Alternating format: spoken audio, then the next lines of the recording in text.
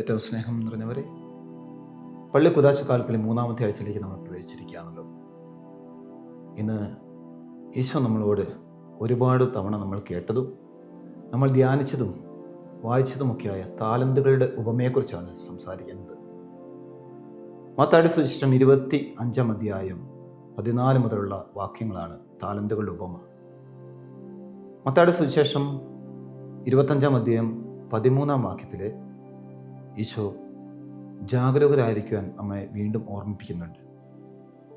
അത് 10 കന്യകമാരുടെ ഉപമ പറഞ്ഞതിന് ശേഷമാണ്. ഈ ജാഗരൂകരായിരിക്കുവാൻ ഓർമ്മിപ്പിച്ചുകൊണ്ട് ഈശോ നമ്മളോട് എങ്ങനെയാണ് സ്വർഗരാജ്യമെന്ന് പറഞ്ഞു വെക്കുകയാണ് ഈ താലന്തുകളുടെ ഉപമയിലൂടെ. ഒരുവൻ യാത്ര പോകുന്നതിന് മുമ്പ് തൻ്റെ ഭൃത്യന്മാരെ വിളിച്ച് അവരെ താലന്തുകൾ ഏൽപ്പിക്കുന്നതായിട്ടാണ് ഈശോ നമ്മളോട് സംസാരിക്കുന്നത്.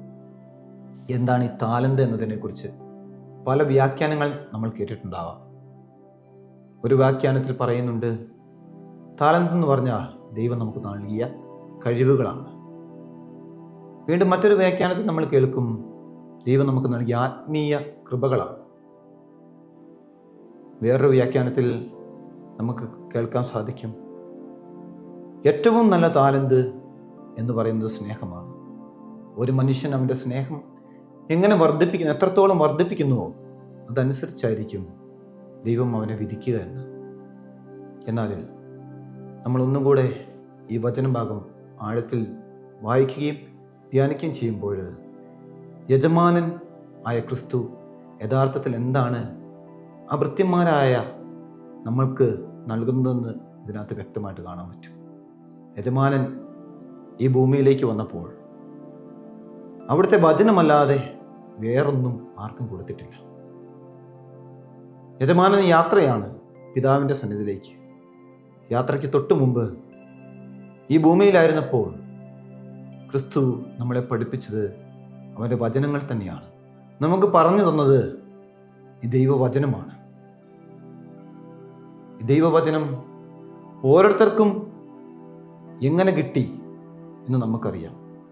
വ്യത്യസ്തമായ തലങ്ങളിൽ വ്യത്യസ്തമായ സാഹചര്യങ്ങളിൽ കൂടിയാണ് ഓരോ മനുഷ്യനും ഈ വചനത്തെ ധ്യാനിക്കുകയും മനസ്സിലാക്കുകയും പഠിക്കാൻ ശ്രമിക്കുകയും ചെയ്തുകൊണ്ടിരിക്കുന്നത്.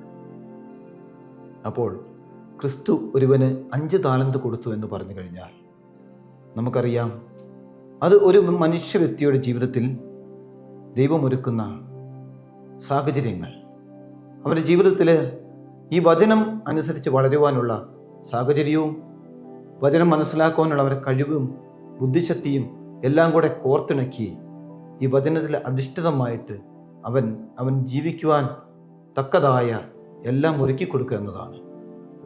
വേറൊരുവന് 3 താലന്ത് കൊടുത്തു എന്നാൽ അവൻ്റെ ജീവിതത്തിൽ 3 വ്യത്യസ്തമായ കാര്യങ്ങൾ വചനമനുസരിച്ച് വളരുവാൻ സഹായിക്കുന്ന, മറ്റാർക്കും കിട്ടാത്ത എന്തെങ്കിലും ദൈവം നിക്ഷേപിച്ചിട്ടുണ്ടാകും.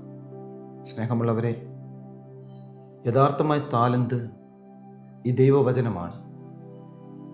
യാത്ര പോയിരിക്കുന്ന ക്രിസ്തു തിരികെ 2ാമത് വരുമ്പോൾ അവൻ നമ്മളെ വീണ്ടും വിധിക്കായിട്ട് നമ്മളെ ഓരോരുത്തരെയും തിരികെ വിളിക്കുമ്പോൾ അവൻ നമ്മളോട് ചോദിക്കുന്ന ഏക കാര്യം ഇത് തന്നെയായിരിക്കും.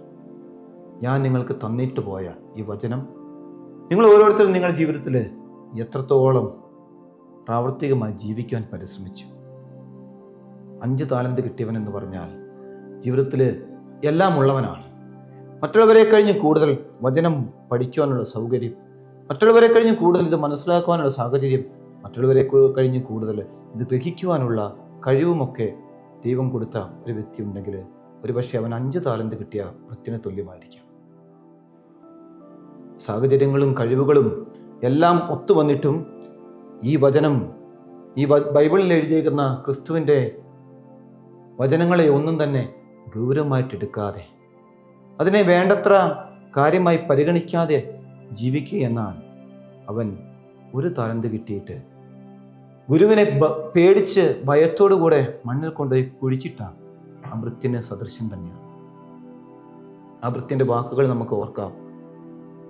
യജമാനെ അങ്ങ് വിതയ്ക്കാത്തടത്ത് നിന്ന് കൊയ്യുന്നതും വിതറാത്തടത്തു നിന്ന് ശേഖരിക്കുന്നവനുമാണെന്ന് ഞാൻ ഭയപ്പെട്ടു.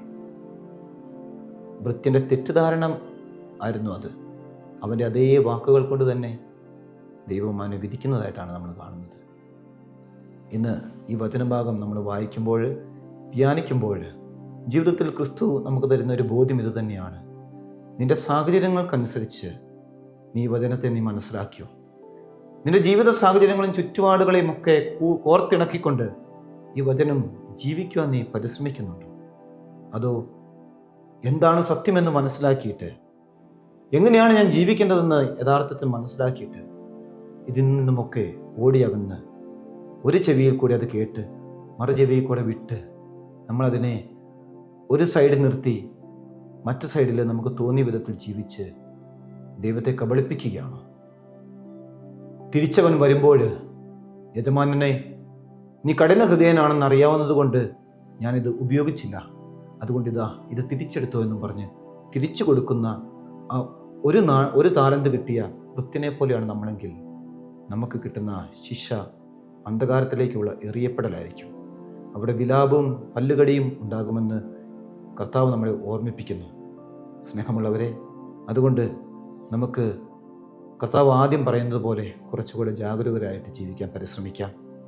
നമുക്ക് എത്രത്തോളം താലന്തുകൾ ദൈവം നമ്മൾ നിക്ഷേപിച്ചിട്ടുണ്ട്, എത്രത്തോളം വചനത്തെ മനസ്സിലാക്കുവാനും ധ്യാനിക്കുവാനും അതനുസരിച്ച് ജീവിക്കുവാനുമുള്ള കൃപയും സാഹചര്യങ്ങളൊക്കെ ദൈവം ഒരുക്കി തന്നിട്ടുണ്ട്. അതുകൊണ്ട് വ്യക്തിപരമായിട്ട് നമുക്ക് ഓരോരുത്തർക്കും ആത്മപരിശോധന നടത്താം. അതനുസരിച്ച് വളരുവാൻ, അതനുസരിച്ച് ഈ വചനത്തെ കൂട്ടുപിടിക്കുവാൻ, തള്ളിക്കളയാതെ ഇതിനെ മറ്റുള്ളവരിലേക്കും എൻ്റെ ജീവിത സാഹചര്യങ്ങളിലേക്കും ചുറ്റുപാടിലേക്കും എത്തിക്കുവാൻ നമുക്ക് ഓരോരുത്തർക്കും പരിശ്രമിക്കാം. നമ്മളെ ഓരോരുത്തരെയും അനുഗ്രഹിക്കട്ടെ. പിതാവിൻ്റെയും പുത്രൻ്റെയും പരിശുദ്ധ അവൻ്റെ നാമത്തിൽ.